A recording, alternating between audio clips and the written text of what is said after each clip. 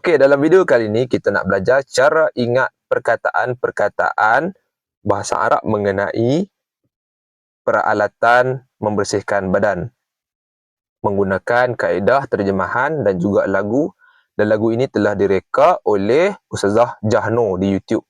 Saya mohon izin kepada Ustazah untuk saya share sebab sangat berguna bagi saya. So, ini adalah alat-alat mandi kan, yang kita belajar.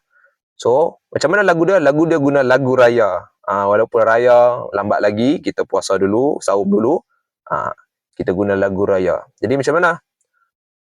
Sabun, sabun, syambu, syampu, fursyatul asnan berus gigi, ma'junul asnan ubat gigi, salatul muhmalat, tong sampah. Ulang sekali lagi.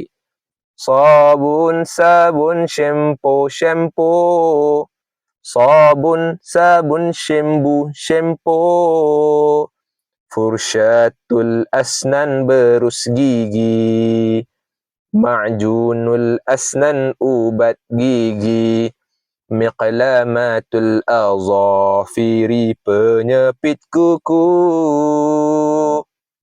dihanus syari gel rambut, mushtun sikat mir'ah cermin,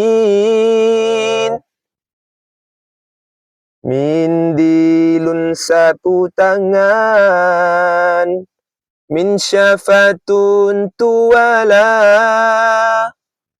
mirsalatun mesen basuh, marsalatun singki dalwun baldi, hanafiyah paip air, mirhadun jamban, hammamun bilik mandi ataupun hammamun bilik air. Itu cara ingat peralatan-peralatan membersihkan badan menggunakan kaedah terjemahan lagu raya. Okey.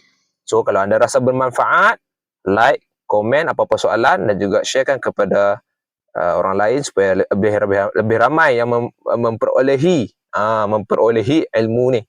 Okey. Apa-apa komen sebelah. Terima kasih.